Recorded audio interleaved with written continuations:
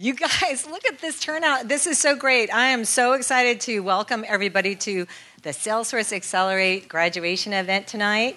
Very exciting. I mean, you guys are going to be in for a real treat tonight, too, because, we're really welcoming all their new Accelerate partners into our Ohana. And, as you know, all the solutions that these companies, teams, and apps that they've built are really helping our customers transform their departments and their industries. And we really can, do it without you. And we're really excited because this is really something new that Ludo, Mike, Kathy, and Melanie have really put together in a very short time. So it's really exciting to get this done. We have a lot of, press we're interested in this story as well. So it's all great, and it's creating a lot of great momentum. The one thing, and I'm sure in case none of you know, AppExchange is the #1 enterprise app marketplace.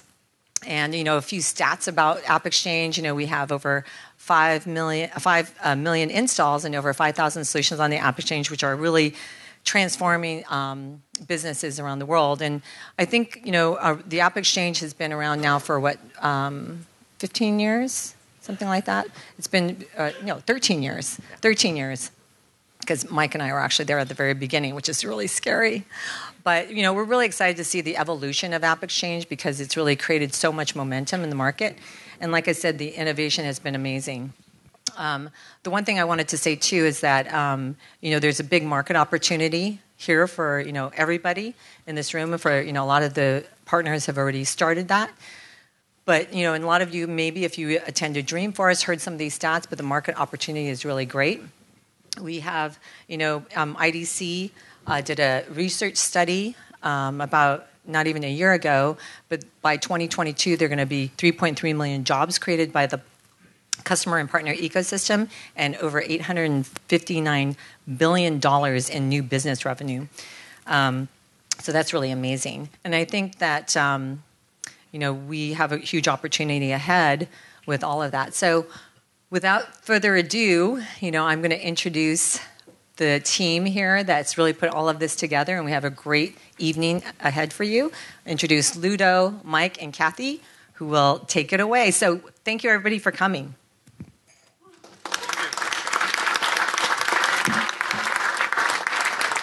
Thank you, Leslie. So what do you think about this upgrade that we did for those of you who are regulars? I see a lot of familiar faces. So we're one of the few external events who have the chance to be on that Ohana floor. It's not the Salesforce Tower, but right now it's actually better because I don't think it's occupied up there. Just for the record, we had a head of state right there. This is also where the board meetings for Salesforce happen in that nice circular room here with seats that go up and down. So it's pretty fancy. So we're very happy to host you here. And we're very proud to disclose basically what those 17 companies, 17 startups, some of them are still recognize themselves as startups, some are not really startups anymore, what they've been building, what they've been preparing, what they've been crafting. And one of those things is obviously alignment with Salesforce on the go-to-market side, but also on the technical side. So they've been working very hard for the last 3 months to deliver basically, of course, this presentation, but behind the presentation there is obviously a product, there is customers, there is alignment with Salesforce, and they're going to try to show you this in only 3 minutes. So we'll go over it in a minute. What happened in the last 3 months is pretty impressive. So one thing I intentionally didn't put on the slide here is the amount of venture capital that they raise, because we don't track that real time after graduation. I know some conversations are still happening as we speak. Number one, potentially tonight as well. We're not tracking either number of customers or the value of deals that they made, because I think it would be too hard. It's just too many, right? We triggered and we tried to do our best to also help those companies, get access to customers, and it's not stopping today, of course. But you see those numbers. This is what they went through. It was pretty intense, a couple of webcasts every week, and the program was done virtually. So we're very proud. And a lot of apps are coming out of it. There's something very tangible. It's a great forcing function, and that's what this program is all about. You heard Leslie talk about the AppExchange. We want to keep it the #1 enterprise marketplace out there. So, of course, we have a lot of inbound. I think, in San Francisco, we're hard to miss as a company. But we also have, to be proactive, specifically outside of the Bay Area, around the world, to get the next generation of developers and startups build on the Salesforce platform get on the AppExchange and go delight our customers together. So again, very proud of what those teams did with us. And with that, I'm going to introduce Mike, who is like one of the key pillar of the Accelerate program, obviously. Mike. Thank you very much, Ludo. So tonight is going to be a very special night. Thank you, Ludo. Tonight is going to be a very special night because it's actually the first time we've done the Salesforce Incubator and now the Accelerate program now, starting in the early days of the AppExchange. And we're actually very happy to actually host our first industry cohort. So we have two key industries that we actually focused on, both of them undergoing tremendous digital transformation. So we have retail being featured, and we have healthcare being featured. We'll get into more in terms of what the specifics are in terms of the companies as we introduce them. But just suffice it to say that from a Salesforce perspective, we feel that our largest opportunity ahead of us as we approach the $20 billion mark as a company is to actually double down on industries. So what better way to do that than to actually leverage the very ecosystem that we go to market with? So just as we get in here, what I want to do is I want to actually have Kathy come up. And Kathy is the manager of the Accelerate program and is responsible for much of what you're seeing today.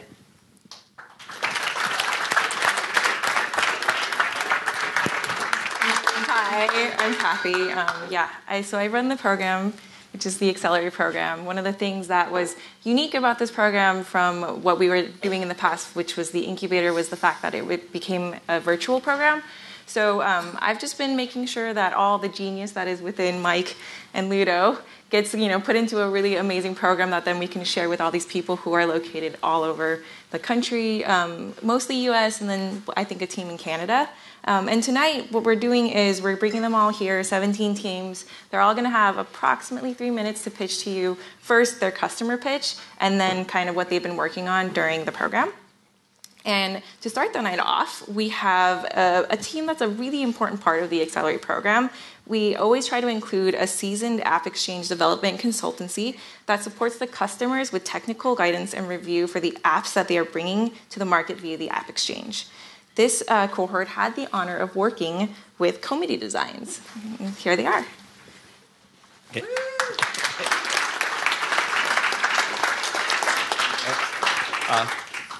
Thank you, Kathy, and thank you, Salesforce. As part of the Salesforce Accelerate program, we are happy to announce that actually our journey accelerated also. We've been part of the Salesforce ecosystem since 2005. In fact, we founded. I used to work at Salesforce.com from 2005 to 2008. We started the company in 2008, and we started the company in 2008 March. Many of you guys probably don't remember what 2008 March used to be like. Bearston survived. That was the highlight of 2008 March. Bearston survived. And that was the last thing that survived kind of stuff, right? But we were happy to be part of Salesforce ecosystem. And we are also happy that we accelerated our journey and we got acquired. During this journey, we are now part of a bigger Brilio company, and we now bring bigger skills in terms of Salesforce, design, and analytics. If you think about Salesforce, what Salesforce brings to the market, anybody who's here, if you survived 2008, and if you are at 2018, if you got these 3 buildings around here, right? It is providing value. It's providing value to the customer. What's the value that Salesforce is providing to the customer? Cloud computing and subscription business is real. The reason it's real is because it aligns customer value with the service provider value. And the way you run your business is you say no red account. And by no red account, you mean you want to have happy customers who plant your flag every single day. You earn your revenue. They will be your biggest supporters and promoters. And so we built our business based on that foundation, that what we learned at Salesforce. And that's what we have been doing. We focus on no red account. We provide services. In 2008, it's funny. When I joined Salesforce, we used to wonder, will our name always be Salesforce.com? How can Salesforce.com be platform? Something Mark knew, and he said, doesn't matter what the name is, you deliver the value, may the force be with you, And we stayed that way. We built apps on Salesforce platform. We built app in Financial Cloud, Health Cloud, High Tech, et cetera, and we built apps. A lot of names that you see here are the big names in tech industry who also hitch their wagon to Salesforce. As part of ecosystem and as part of Salesforce Accelerate program, we've been lucky to partner with many of these Accelerate companies. And as part of the beauty of the platform for us is with some of the companies, we build community app. With some of the companies, we built marketing app. For some of the companies, we built Health Cloud app. The platform is vast, and we have been lucky to be part of this and partner with them. And we've learned a lot, and this has been amazing. Thank you, Salesforce. Thank you, Jacob. Thank you. All right, so has anyone been to Trailhead DX? And were you there for the dream pitch last year? Not this past year, but all right, so then you will know the next company. They are the amazing Digital Onboarding. They won the dream pitch last year at Trailhead DX. Ted, the CEO of Digital Onboarding, was so committed to the Accelerate program that he actually moved himself from Boston to San Francisco and road tripped all the way here, meeting customers along the way. So for a good story, meet Ted afterwards, and he's here to talk more about digital onboarding. Great. Good evening. My name is Ted Brown. My partner, Jonathan and Crossman, are the co-founders of Digital Onboarding.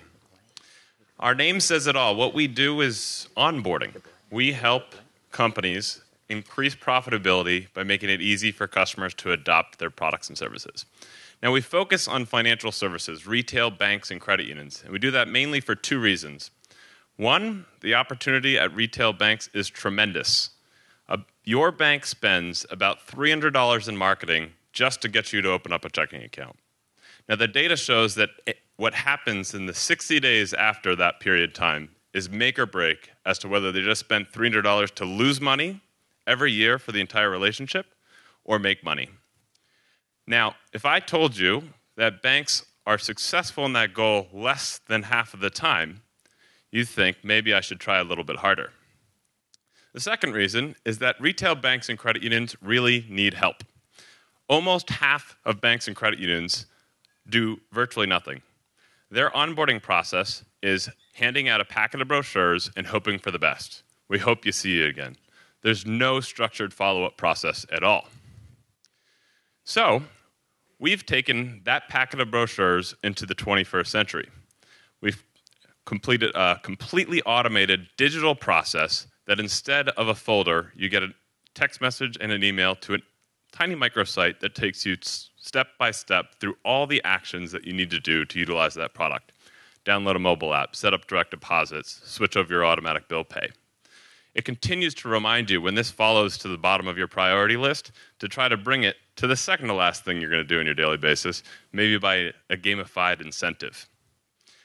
And the best part is that we can now measure everything. And when you can measure something digitally, it means you can test and optimize it. So as mentioned, our journey with Salesforce started with winning Trailhead DX pitch competition. And we got $50,000 from Salesforce Ventures. Now, anyone in the Bay Area knows that $50K doesn't go very far in the Bay. So I wanted to share how we spent $50,000 to get here today with an app launching in the AppExchange. We didn't hire a developer. We hustled. So we spent that on flights, drinks, dinners. We accelerated that sales cycle and that sales process. We used the proceeds of that process to expand the team.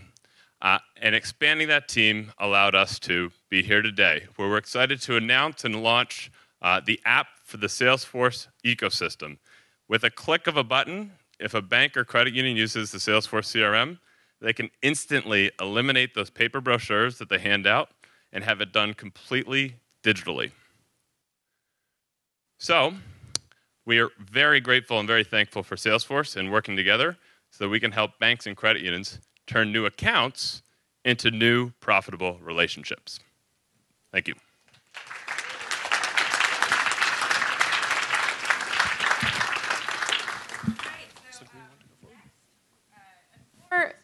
value of Salesforce is trust, and Contract Wrangler is actually in the business of trust. So who here has ever signed a contract as a customer of somebody, or maybe had a customer sign a contract with you? I'm sure a lot of us have. And then you put that contract away, and then do you remember actually the terms or special things about that contract?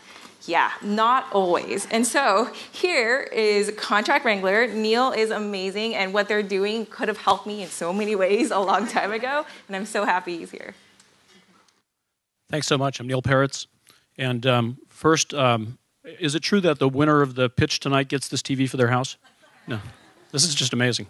Thanks so much. Quick question. How many lawyers here? Wow, amazing. All right, so I am. So what we're about trust, we're about relationships, and we're built on this premise that the world is becoming more and more interdependent. There are more and more relationships, and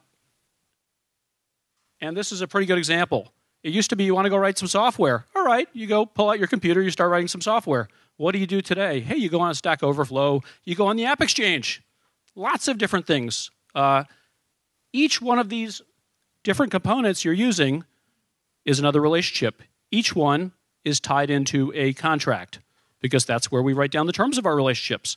Salesforce is about relationships. We're about relationships as well. How do you keep track of all these 9 months later? You're just scratching your head. What did we agree to? And this comes up in particular in the sales context.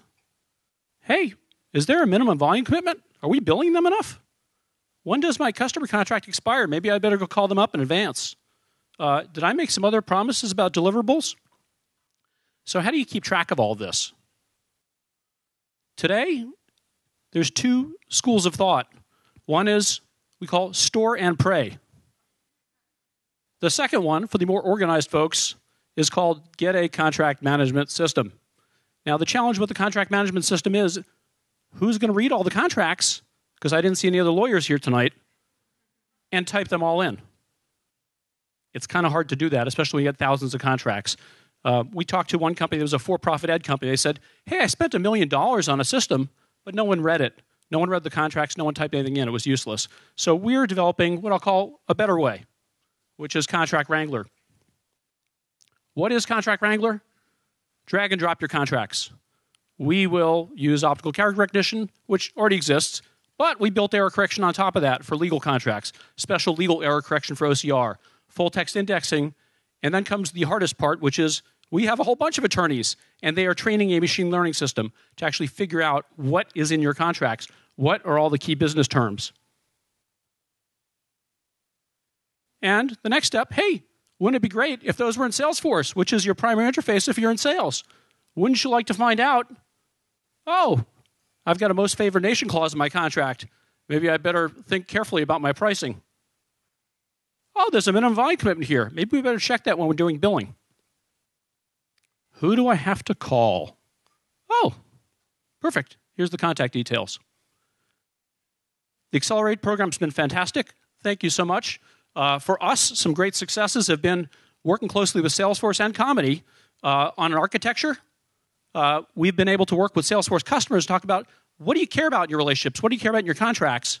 And we've been fortunate enough to get venture capital funding as well. Thank you. Thank you, Neil. And another core value of Salesforce is equality. Has anyone seen Mark Benioff on 60 Minutes? Yep. Ooh, go watch it.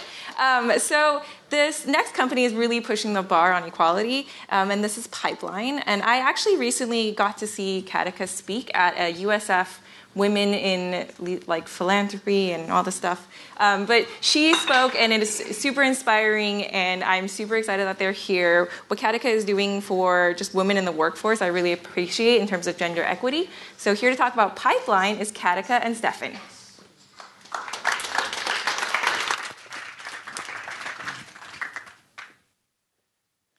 Whether or not you believe that gender equity is an issue, it is a massive economic opportunity. In the U.S., we could add $2 trillion to our GDP if we close the gender equity gap. And while 78% of CEOs put gender equity in their top 10 priorities, only 22% of employees see gender equity regularly shared and measured. And 80% of women would leave their current company for a company that offers better gender equity. Enter Pipeline, a SaaS platform built for the enterprise that increases financial performance of companies through closing the gender equity gap. Not only can we tell companies their time to gender parity, we can get them to gender parity. So no longer is it a question of if we can close the gender equity gap, it's will we choose to. So why Salesforce? Achieving gender equity in sales has the opportunity to massively accelerate our time to gender equity. Why? Because most CEOs have sales experience. In 2015, 90% of new CEOs had sales experience, and 100% of them were men. Sales has the second largest gap of women in leadership, second only to supply chain. Meanwhile, gender-diverse sales teams outperform their non-gender-diverse peers. They have 33% more customers on average and 2 times the revenue. Salesforce owns 2 times the CRM market of any other CRM provider, and equality is one of its core values. During Salesforce Accelerate, we coupled the power of Pipeline with the influence and platform of Salesforce. Take a look. Thank you. So last week on April 10th, which was Equal Pay Day, we held a launch event in Denver, Colorado, and we got a governor's proclamation from Governor Hickenlooper proclaiming April 10th as Equity for All Day officially in Colorado. We also were able to, showcase our revitalized and upgraded platform, our V3 of the Pipeline platform, and we were able to announce a strategic customer in SendGrid who is on board on this Pipeline platform today. So, very exciting today. We are excited to announce that we officially launched the first gender equity app on the Salesforce AppExchange.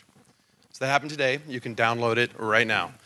The Salesforce Accelerate program, thank you. Salesforce Accelerate program allowed us to literally accelerate the process of leveraging the AppExchange to truly showcase the metrics that we're tracking, one of which is the diversity of your sales team within your Salesforce. And we now have the ability to showcase that information leveraging the power of Pipeline and your live Salesforce data. So I'll jump ahead very quickly here just to say the Pipeline platform will allow you to truly take advantage of this massive economic opportunity. There's 3 quick things you can do to help. If you're on Salesforce, download the app and please show us what you think about the app. Let us know, provide us feedback. Number 2, contact us at either of the emails here and tell us if you'd like us to show you how you can leverage the power of the platform in your company. And 3, invest in Pipeline. Come talk to us about that as well if you'd like to. Let's truly allow for gender equity today.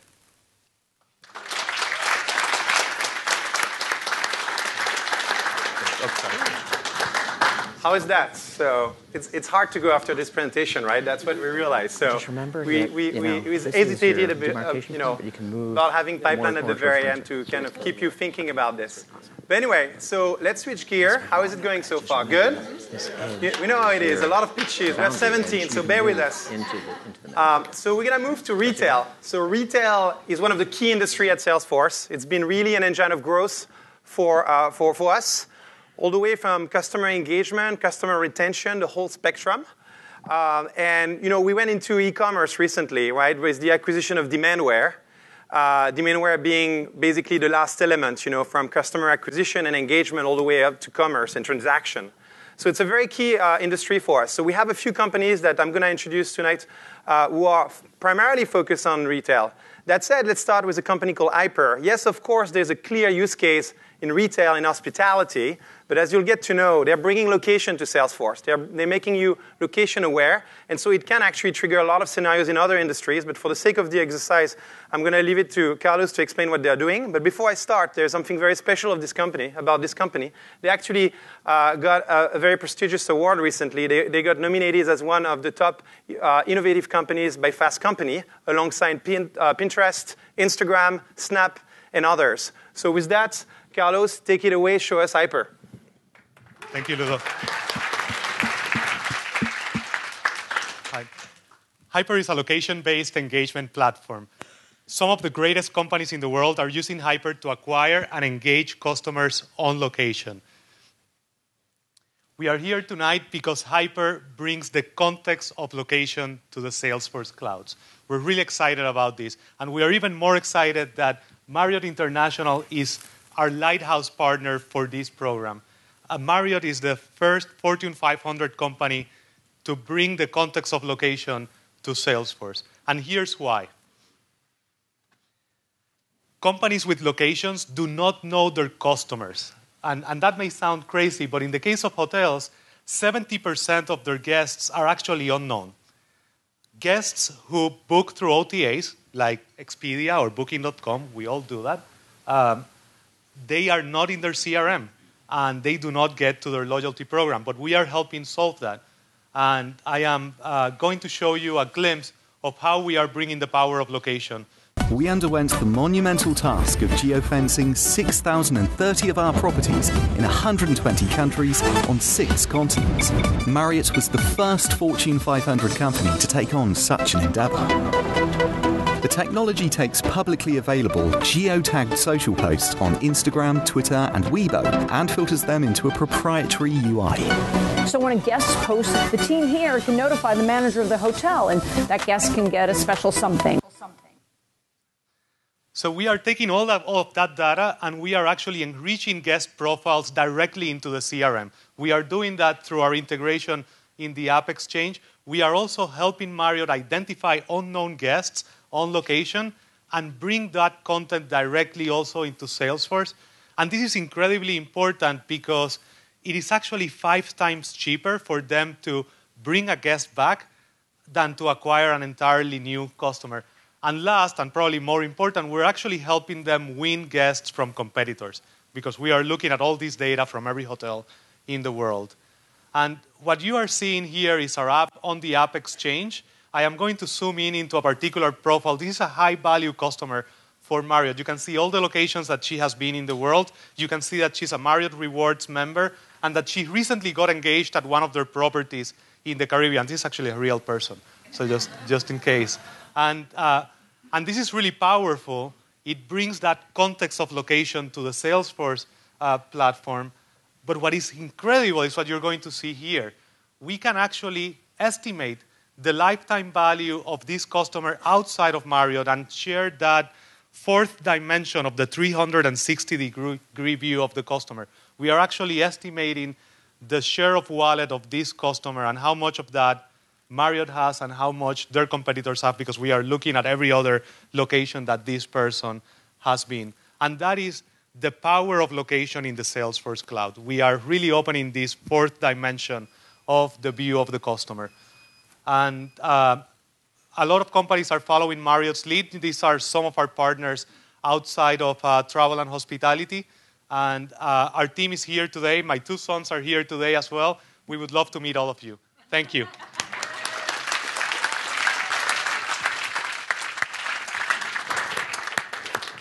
How is that? So who disagrees with Fast Company? It's a social media category, actually. So talking social media, there's a lot of Twitter activity. So hashtag Salesforce Accelerate is very long. But if you want to give us some comments or give some love to those companies, there's no voting. There's no winner tonight, but feel free to be vocal on social media. And Hyper is watching you anyway. So let's keep going with another company that's special for another reason. This is actually a Canadian company. They're coming straight out of Toronto. And Kevin, the CEO, will explain how also in the context, still in that journey in retail, how you can acquire customers on the floor. So I'm sure you've been to a place where you've seen some reps who are not extremely active. So we want to make sure there is actually a lot going on for them and they can have a delightful experience to do so. With that, I'm going to introduce Kevin, CEO of Statflo.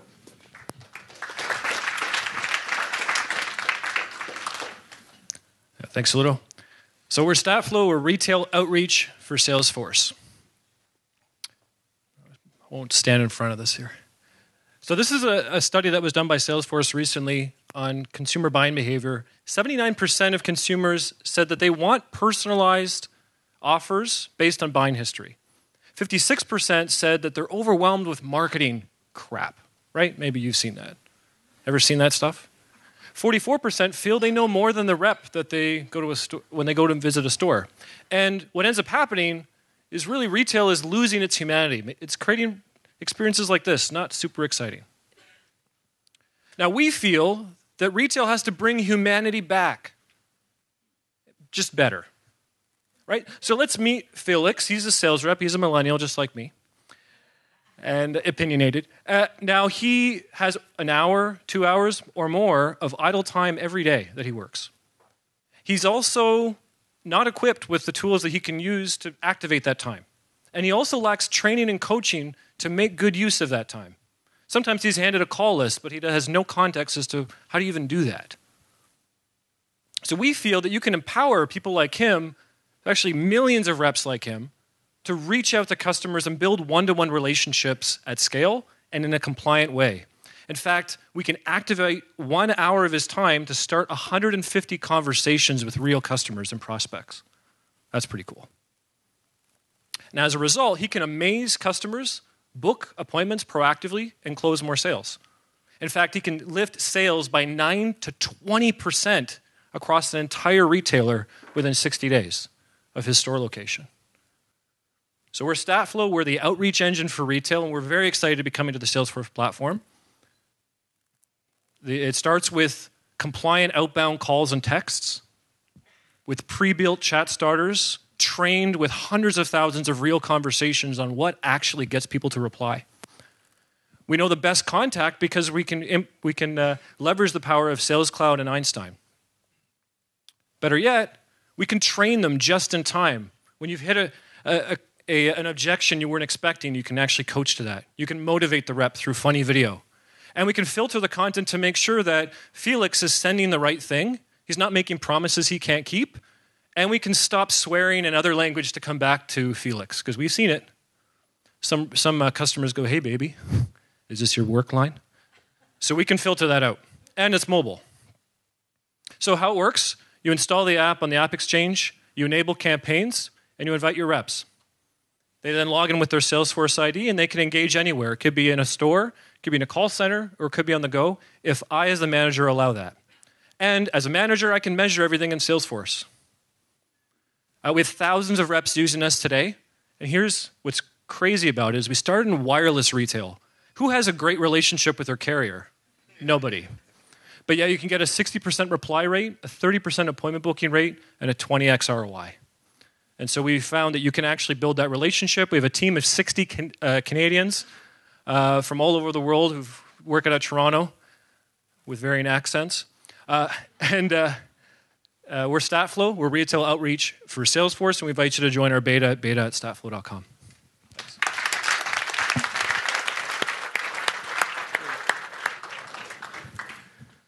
All right, so let's stay in the store. So isn't it frustrating when you have a product you want to buy that's not in stock?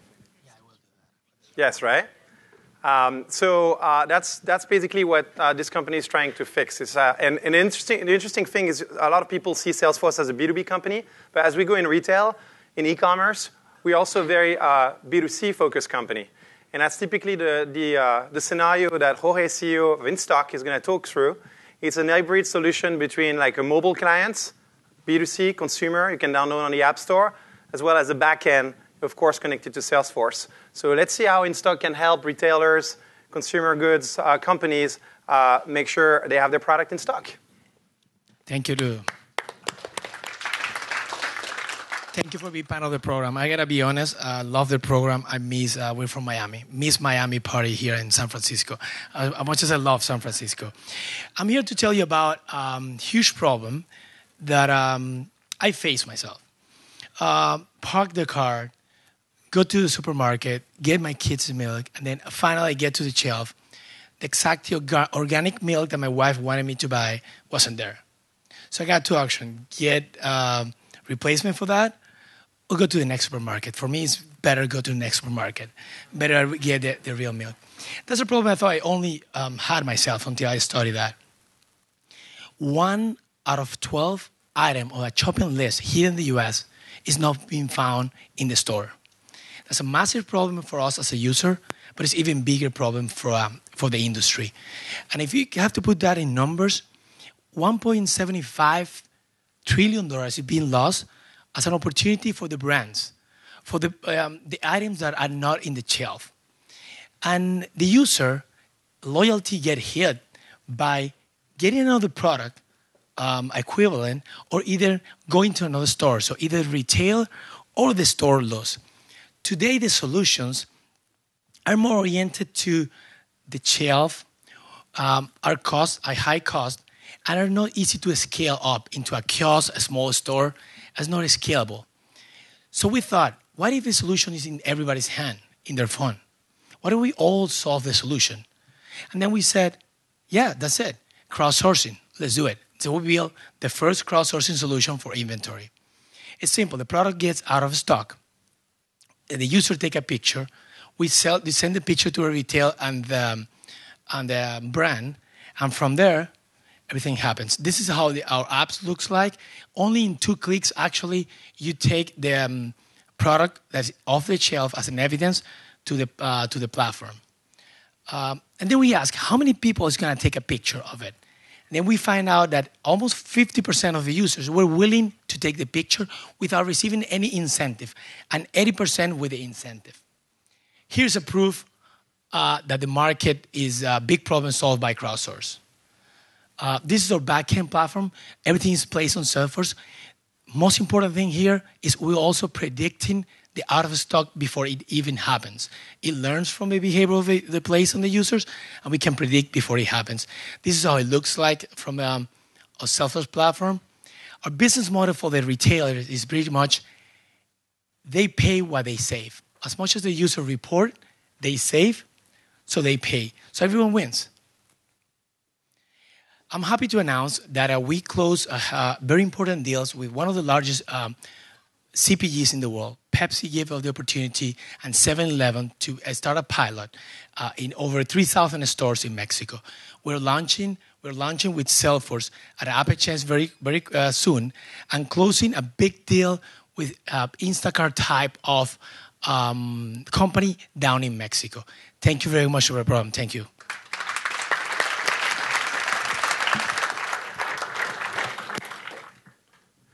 Fantastic. Thank you, Jorge. So, all right. So we've been traveling across North America. Let's go back to a San Francisco-based company. Let's bear with me on the story. We have product in stock. Well, engage reps, identified your customers, product in stock. You need to make sure you have inventory.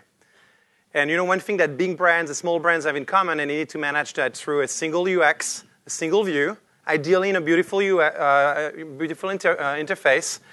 And that's exactly what Elliot does. So I'm going to introduce the one and only Sergio, CEO of Elliott, who has been in the industry for a while and who is one of the companies that has the most momentum right now. It was also one of the more early stage of the batch, so very proud to introduce you, Sergio. Go for it. Thanks, Ludo.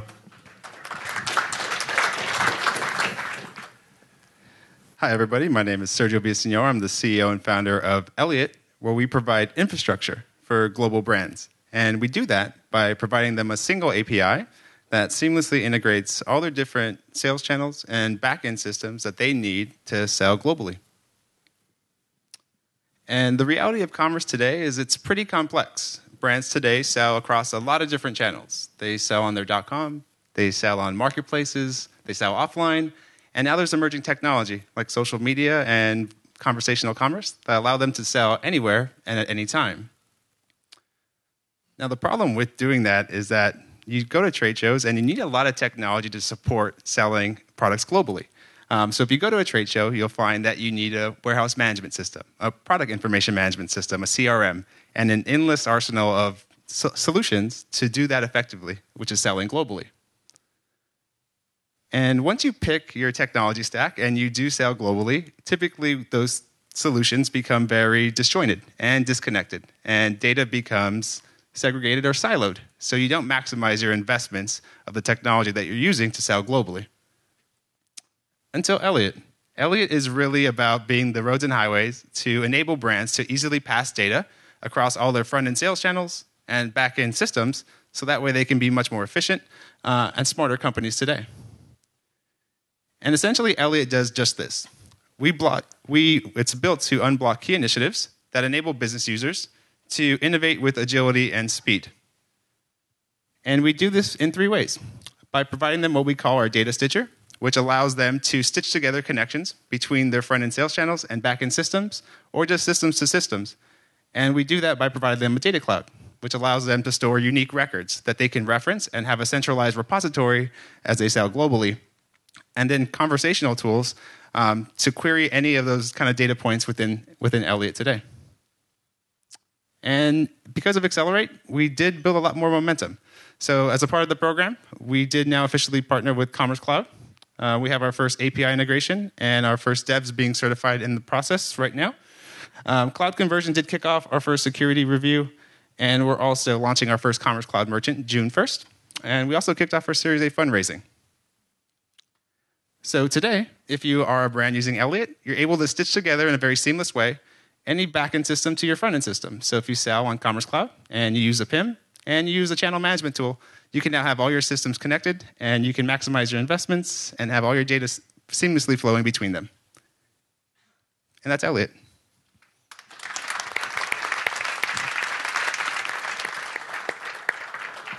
Sergio promised he would actually not use the full 3 minutes. I think you delivered. Congratulations. So who doesn't want to be an e-tailer or an e-commerce manager with a solution like this, right? I think it's a big deal. So let's move now to a company with some heavy hitters from Boston. He usually doesn't mention that, but Alan has a team of super amazing AI data scientists from MIT, and from around the world actually supporting Relativity 6.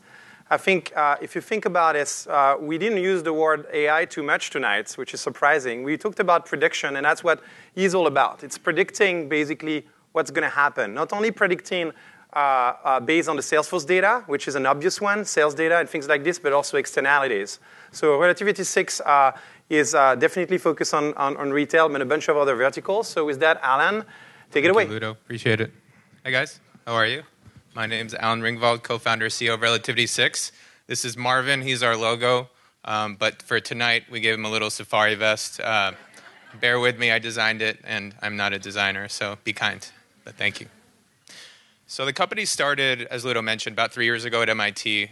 It was a thesis paper that I wrote with my 2 co-founders. We were really looking at customer churn, lapsed customer behavior, really hard problem. These are people that at one point are active, thriving customers, and then boom, one day they leave, vanish without a trace, pretty much leaving no indication as to if they actually ever come back. So really interesting, tough problem. We had a lot of deep learning models that we wanted to apply to this.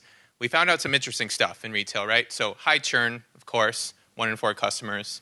But actually really interesting is that a lot of the models, retention models going on today, look at internal data, right? Transactional data, which made sense, but actually not really. I'll explain that in a second. So yes, it's great to have a unified shopping experience.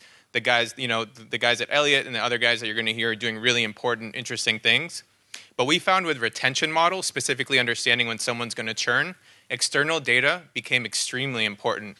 Every single time we added it, the precision shot up by an immeasurable amount. So it was just a really interesting insight, which is why we built a really large knowledge graph of about 1 billion, almost 1.5 billion external data signals. And for Salesforce, which was really interesting, is we worked with Ludo and team and Gavin to figure out what could we build that would make sense for this. So we focused on what we thought was really predictive in retail, and that's weather, actually. So we took one of our knowledge graphs, the weather and natural disaster graph. We trained it on commerce data, on the Commerce Cloud data, and we can output to the SKU level what's going to happen with even a 1 degree fluctuation of temperature or even a large weather event. So up and down like that to the SKU level, but also we can also target stores. So you can think it's really useful for sales teams, marketing teams, inventory management. As a company, like I mentioned, we have a lot of other data sources that we use, as you can see on the left-hand side.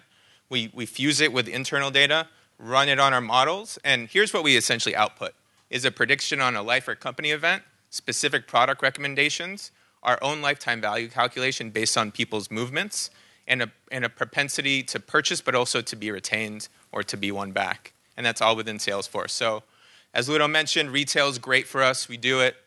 Retail banking also. But in the last 3 months, we've signed MetLife, Generali, and the largest insurance broker in the world. So property and casualty insurance seems to be getting a lot of traction for us. Just an interesting note. And just kind of leave you with this. So we're bringing weather data to Salesforce, or we'd like to. But of course, we have all these other externalities and models that we'd like to integrate into the stack eventually one day. So that's kind of our vision. And the guys here have been really helpful in helping us realize that. So thank you guys for the time. And congratulations to all the graduates. And appreciate it. Thank you, guys.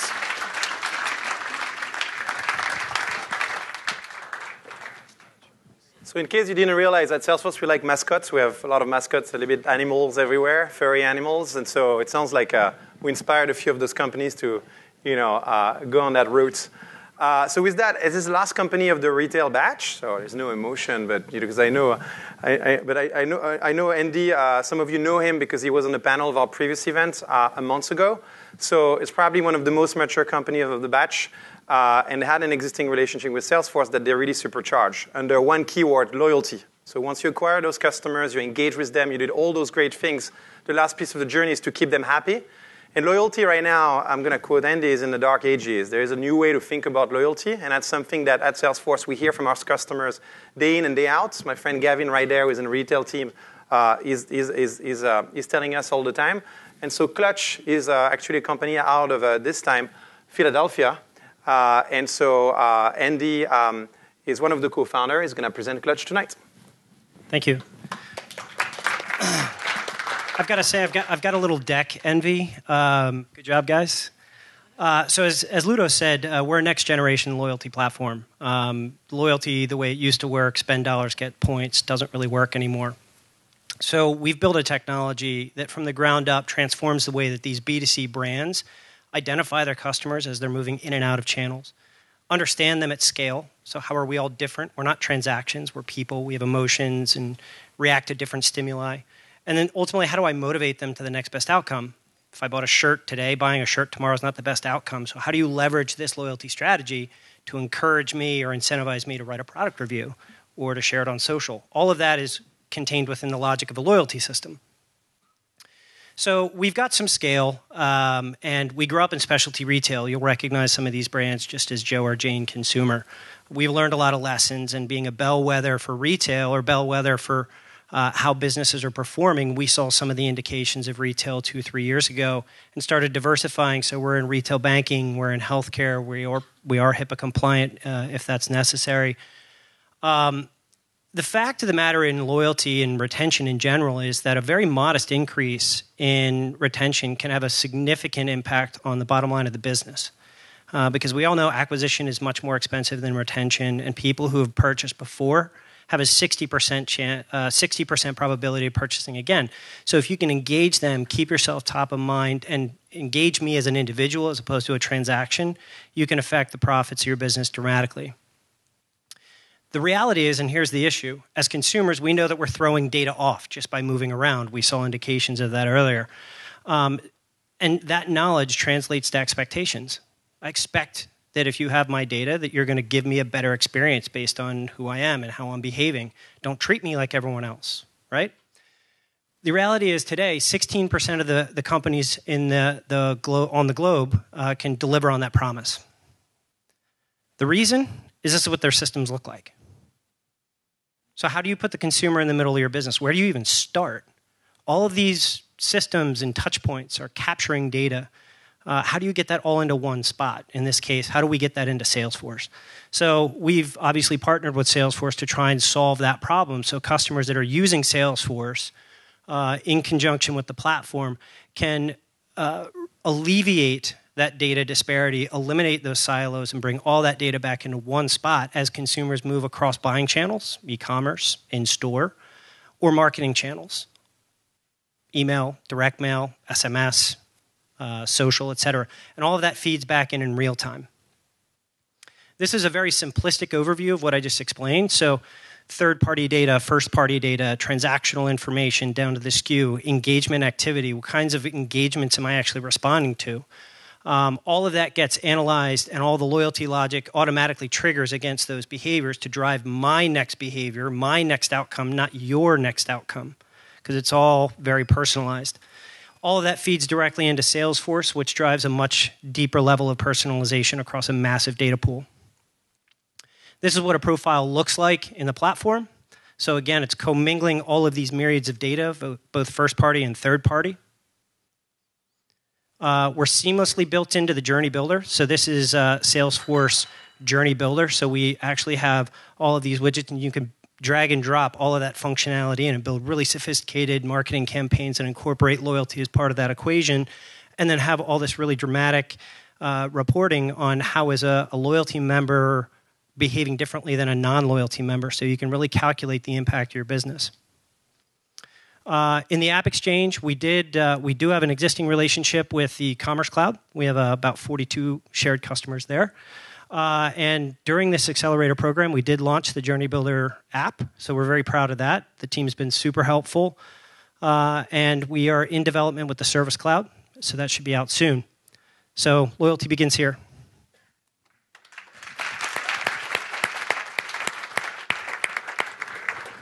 Thanks so much, Andy. So maybe before I pass it over to Mike, like a round of applause for all the retail companies. Very good. So now, everyone, we're in the final stretch. Just as we kind of switch themes here, we have our handful of healthcare companies, but healthcare and wellness is actually something that touches each of us. And actually, all of us have been sitting here, I think, long enough. Why don't we do this? Why don't we actually just stand up in your seat right now, please? Let's go. I'm going to be like Jane Fonda here. Let's do a nice stretch up and back.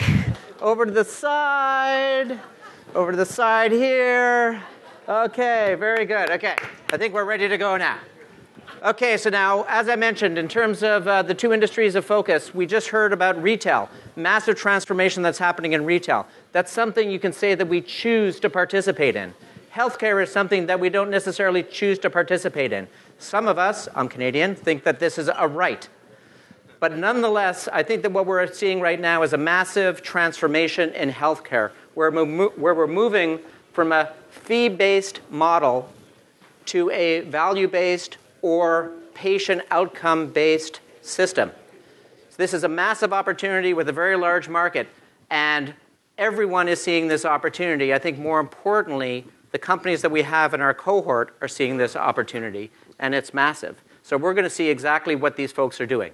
So our first company actually has just came out of HIMSS just in the last month, where they won the Salesforce Partner Innovation Award, which was very well deserved. And Geneia, who's our first company here, what they do is they provide analytics data to providers that helps their customers provide for healthier customers, healthier bottom lines, and ultimately healthier patient outcomes. With that, John and Michelle, thank you. Thank you, Mike. So, first of all, thank you all for coming out tonight. I'm hopeful that you can all relate to this slide. Today in healthcare, probably every week, there's a story in the paper regarding the escalating costs and continued rising costs. In addition, the decrease in value in healthcare today. So at Geneia, we've created a platform through a team of clinicians, both doctors, nurses, data scientists, system engineers, and business analysts who have created a Theon enterprise platform that uses data to essentially identify targeted populations for increased member engagement and in an effort to improve outcomes. So that said, I'm going to have Michelle explain how we do that and how we've integrated this enterprise platform into the Salesforce system. Michelle? Thank you, John. So what we do is we bring data in and we aggregate it from a lot of different sources. And I'm just going to name a few. Claims data, EMR clinical data, psychosocial data, biometric data. We bring it in and we run it through our data analytics engine. We call it Care Modeler. And within that engine, we have attribution logic, risk models, future cost models, service bucketing. And from that, our clients are able to identify patients, what's driving their risk, and how to engage them in the right way with the right interventions at the right time. Ultimately, the goal is to improve their outcomes. As I talk about outcomes, there are so many different kinds of outcomes that we can deliver. I'm going to really focus on the outcomes that Lori, a care manager at a primary care practice, cares about, because she needs to reduce readmission rates, close gaps in care. So what we've done is we've integrated our analytics into the Salesforce Health Cloud. And so as Lori goes in, she can immediately identify what's driving risk within a patient, in this specific case, Charles Green. She knows exactly what case management, disease management programs she needs to engage Charles in. While she's engaging him, she also knows what his gaps in care are, so that as she's talking to him, she can close those gaps in care, provide him with the direction he needs, the referrals he needs. So ultimately, what we've accomplished on the Salesforce Health Cloud is through that partnership, we've been able to integrate seamlessly into Lori's workflow so that she doesn't have to log into a lot of different systems to get the information she needs to provide personalized and direct care for Charles. In addition, we've been able to leverage the native CRM capabilities to really optimize that engagement and outreach. We have several other products and services, and we're happy to talk about those more. Thank you very much.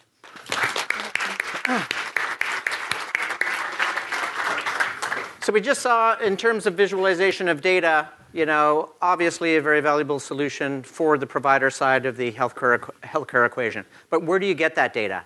So how many of us have actually seen some of those blood pressure monitoring machines in Rite Aids and at some of the grocery stores that you might go to, the fancy-looking ones?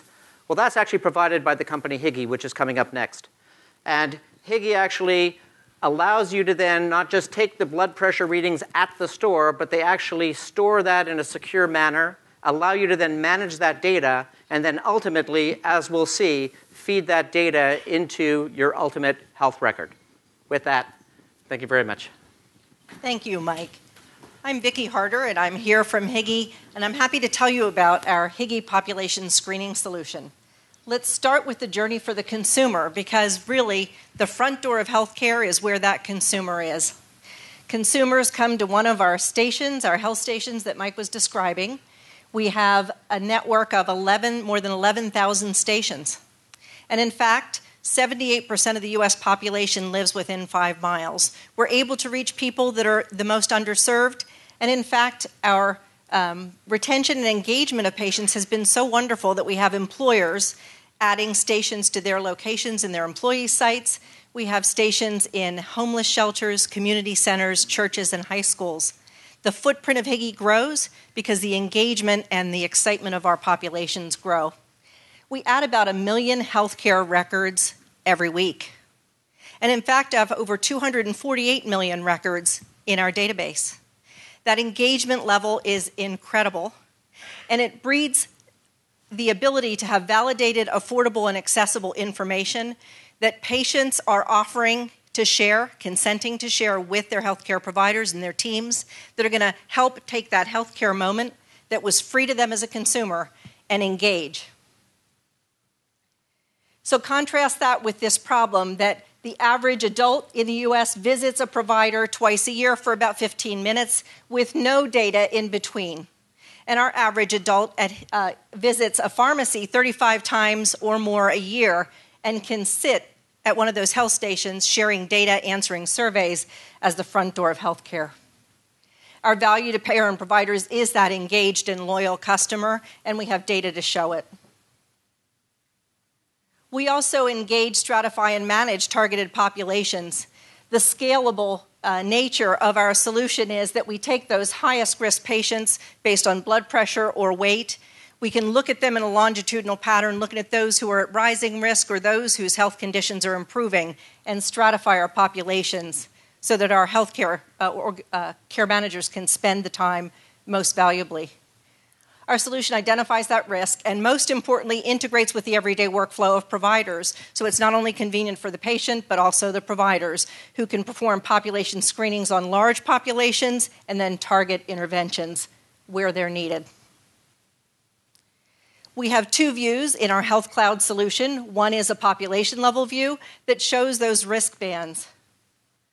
And the second is the care coordinator view, understanding very specifically the needs of a patient, whether their levels are improving, whether their biometrics are changing, whether they have a symptom-based survey that shows they're more depressed or more concerned or anxious about food and shelter. We allow that care manager then to integrate in her own workflow outreach to the patient, adoption or changes in the care plan, and connectivity via messaging. We're very happy to be on the AppExchange on Health Cloud. We thank you for being here this evening and all of our Salesforce Accelerate partners who have helped make this a wonderful experience. Thank you very much, Vicki. So as we just heard, an engaged population will tend towards being a healthier population. At least that's what we're thinking. And the next company that we have coming up is actually helping us engage, motivate, and inspire those populations to be active, to be engaged and educated, and ultimately be a healthier population. With that, Naveed, come on up. Thanks, Mike.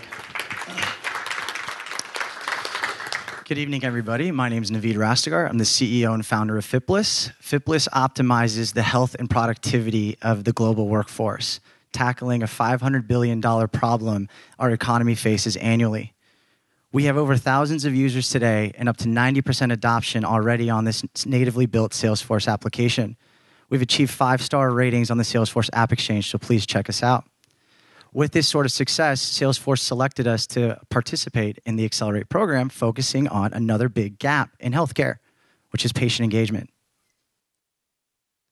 Patient engagement today is growing at a rapid pace, and the reason for this is because patients are demanding to be met where they are, wherever they are, with any device that they're using. So as you can see, it's roughly $40 billion by 2024, pretty much tripling from today. So we've dove in a little bit deeper in our relationship with Salesforce, especially with the expertise we've already been able to achieve. Today, Flitbliss now can be embedded directly in a plug-and-play experience with all Health Cloud users across the entire global experience. We're able to monitor patients, be able to provide enriched experiences, to most importantly, lower readmissions, prevent chronic disease, and increase retention and loyalty with their payers and providers. So let's take a look down through this journey. So Flitbliss on Salesforce is Health Cloud. Every patient who has access to Health Cloud will see this. They'll be able to integrate with any different device and favorite wearable of their choice, curating that experience to be able to provide them with real-time health scores that this patient can access across any device, anywhere. Now, this powerful experience also is really important because we'll be able to positively engage with them, provide them with education that's meaningful. That sort of access and engagement will be able to provide these patients with recommendations and progress bars to know that they're achieving that healthy, happy, and productive lifestyle. Now, what's really incredible about this is not just about the patients, it's those care coordinators. It's those people sitting behind the desk all day, making sure that this patient can be accessed in real time with real information that's meaningful to them. So as you can see on the screen, the care coordinator can actually access all of the information on that patient in real time. They're also able to see their lifestyle. What are they doing every day? How are they sleeping? How do we positively engage with this patient? And provide them with AI recommendations to make that process even faster and more intelligent. We're excited to say that Flitbliss is taking a new step into powering an intelligent healthcare experience for all patients using Health Cloud. My name is Naveed Rastegar, and I'm the CEO and founder of Flitbliss. Please take a look at us online. We're also finalizing our seed round of funding, so we'd love to chat with you if you're interested in participating. Thank you. Thank you. Thank you, Naveed. Thank you, Naveed. So moving along now, our next company has actually taken on the daunting challenge of actually bridging the gap of patient-provider, patient-doctor communications in a HIPAA-compliant way. And it hasn't been done before, so we're actually very pleased to have them within our cohort. And we'll actually have part of the entire team, at least some part of the core team, actually come up to do the presentation. Another first. Thank you, Mike. Ready to go, Panya. Hello, everybody. We are Medyear, and we are here to elevate the healthcare experience for everyone. And we do this through medical records and messaging. Let's talk about healthcare for a second. This country spends a lot of money on healthcare, right? And it turns out that we spend most of our money on one group in particular. People with 5 or more chronic diseases, even though they're only 12% of the population, account for 41%, the lion's share, of all healthcare expenditure in the country. So these people are pretty sick, and so therefore they use 14 times the healthcare resources that someone without chronic diseases uses. Now, if you're sick and you have lots of diseases, you're probably going to have your records scattered everywhere, and you also need to be in touch with your doctors pretty frequently. So these are the folks, more than anyone else, that needs a single place for their health records and a single place for their doctor communications. So, healthcare is a team sport, and providers have a real dilemma. They have this situation that most of healthcare happens outside of the doctor's office, yet patient communication is just totally broken. The other fact we have is that fax and paper still rules in healthcare, right? But that is totally inadequate these days for sharing information. How many of you got a fax machine at home? Yeah, this is a problem. Then the other fact is, we've all got smartphones, but provider texting is not allowed. So, what if a provider could actually communicate securely with a patient about anything in their entire medical record and do that more quickly, easily, and effectively than they could in a typical office visit? Can you imagine being able to DM your doctor? That's what Medyear does. We have chat messaging capabilities with access to 105 health systems and 700,000 doctors.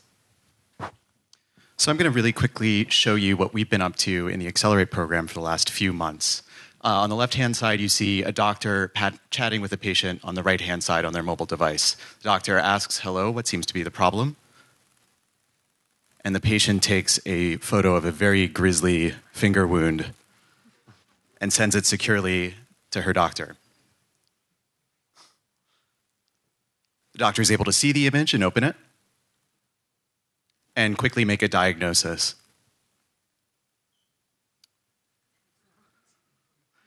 In the same visit, virtual visit, the patient's able to find a piece of their medical record and attach that securely to the chat as well.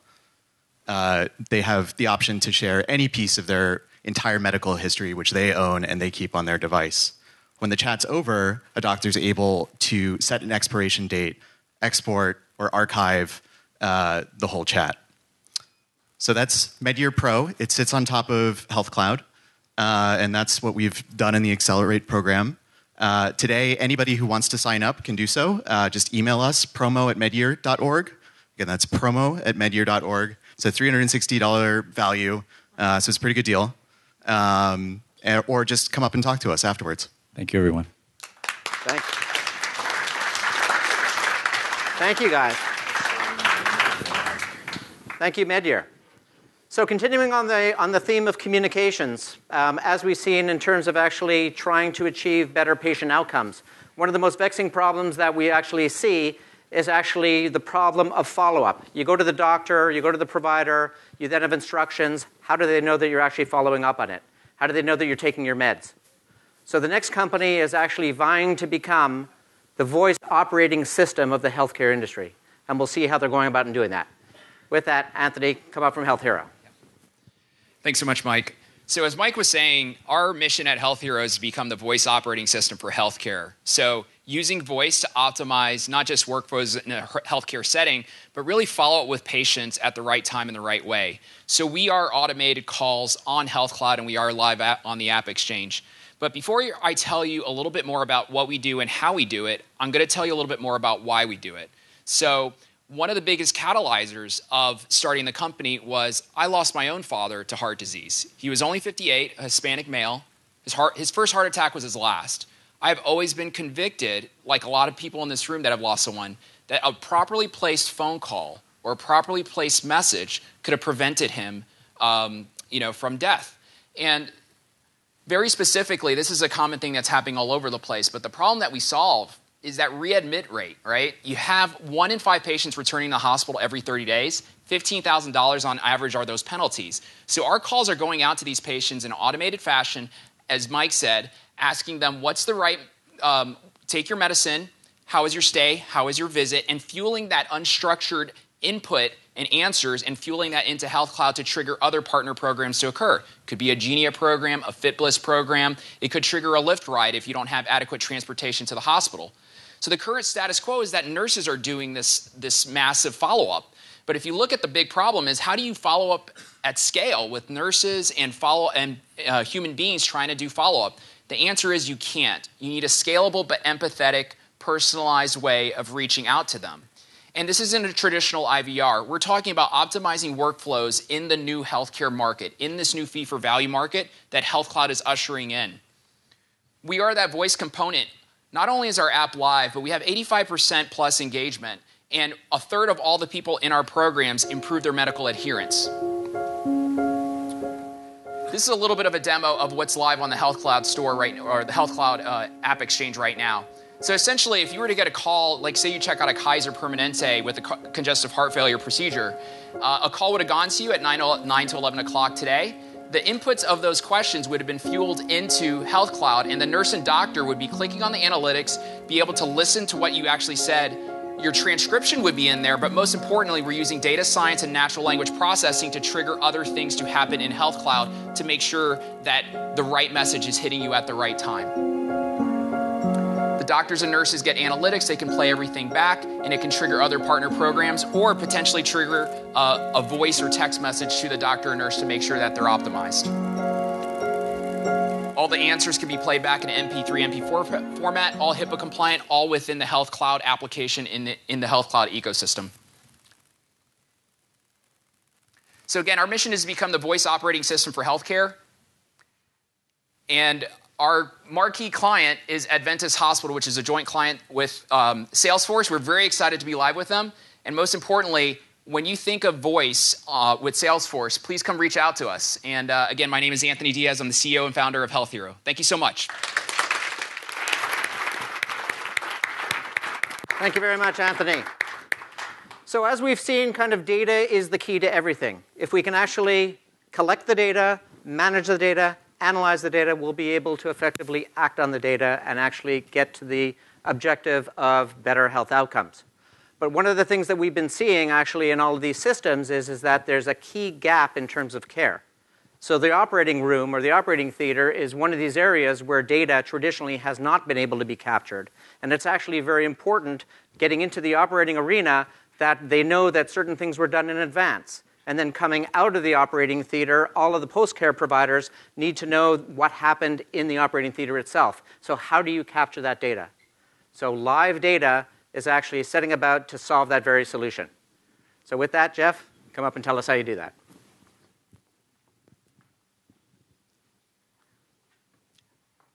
That's pretty magical. Hi. Thanks all for attending our graduation. Thanks, Mike and Kathy. To be honest, surgery can be scary.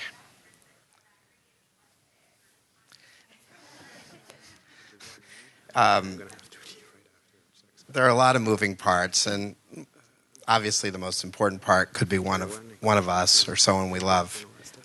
My name is Jeff Robbins. I'm founder and CEO of LiveData, and my team has built a truly amazing suite of apps to optimize that patient's surgical journey by bringing the power of CRM to the operating room. We're live already in 25 hospitals with another 12 to follow on shortly, with an ARR approaching 200K per hospital. We've already received some very important validation from the Joint Commission, as well as documented ROI for our customers. And a softer measure of our success is actual hugs from staff in hospital for reducing the scut work that's inflicted on them. Current state is barely industrial revolution in hospitals. The window of time that's dealt with is typically the day of surgery with manual processes, grease boards, Taylorism with clipboards and stopwatches for performance improvement programs. Into that space, we've brought the power of the CRM. We've extended the time window, most importantly, from the weeks leading up to surgery to the time after surgery to recovery to home, monitoring the entire process. Why now? Well, hospitals actually are under increasing pressure to perform. Fee for service has given way to pay for performance, and hospitals face real loss and real financial risk. We've achieved benefits such as adding almost two cases a day with no additional staff or overtime, and reducing cancellation rates by 20%, yielding results for the hospital approaching $1 million a year. Due to the integration with Health Cloud, we're able to take some of the stories you've heard here today and take data from inside that hospital, as Mike said, and push it out as tasks into the community to make sure that all the steps required for your surgery happen on time and that the surgeon and staff know that they've happened. Lastly, thanks very much to the Accelerator program, to everyone, Terry, Mike, Kat, Ludo, Liz, Sam, Melanie, Comity, Eric, Emily, Mary, and Epiphany, all the people who helped us get here to this moment. We're very proud to be here and would love to talk with any of you who are interested in owning a piece of this important part of surgery future. Thanks. Thank you very much, Jeff. So now we're down to our last act of the evening here.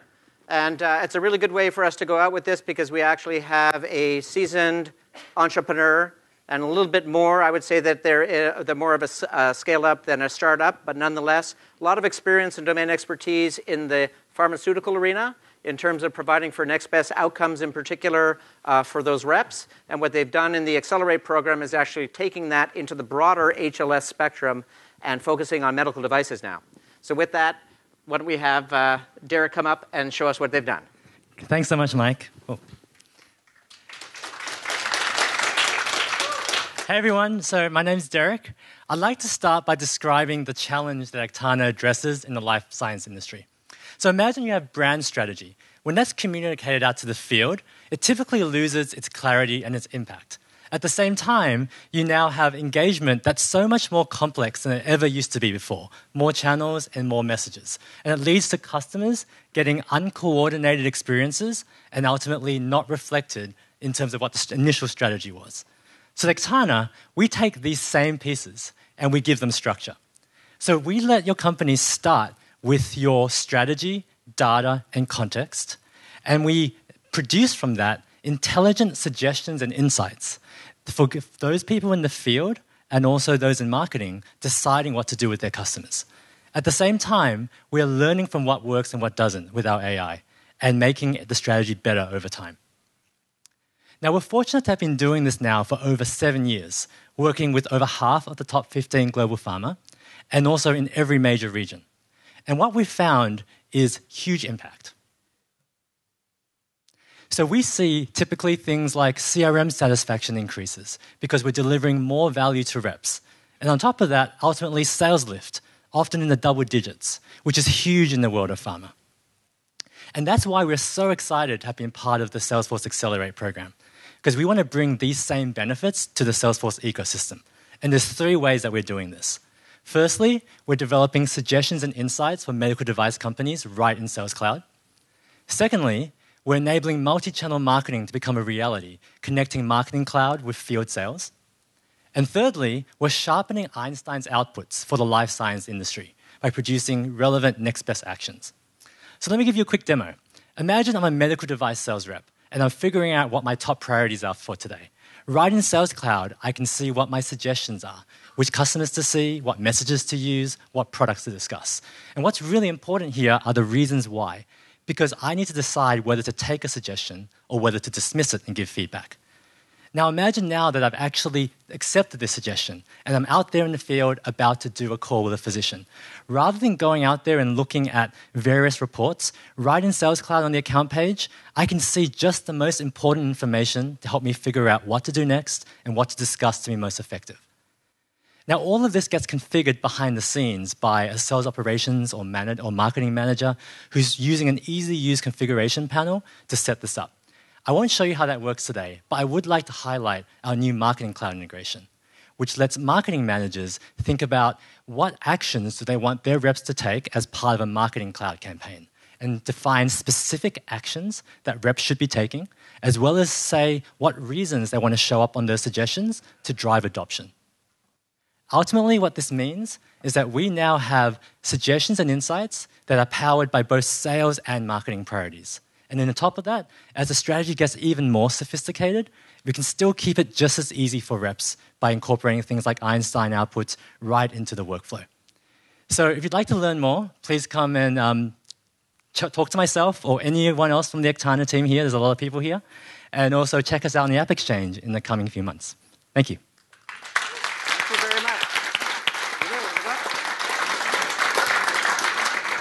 All right, so no jealous. Round of applause for the healthcare batch. Woo!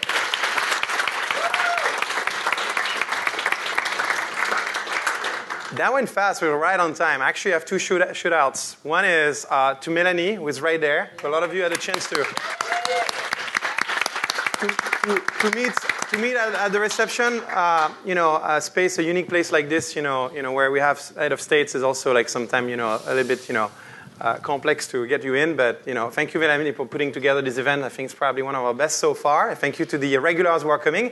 And on that, the second shootout is actually to you guys, because I've been to a lot of demo days, presentation, long events, 17 pitches, and audience as engaged and quiet as well. Is like fantastic. So thank you for them.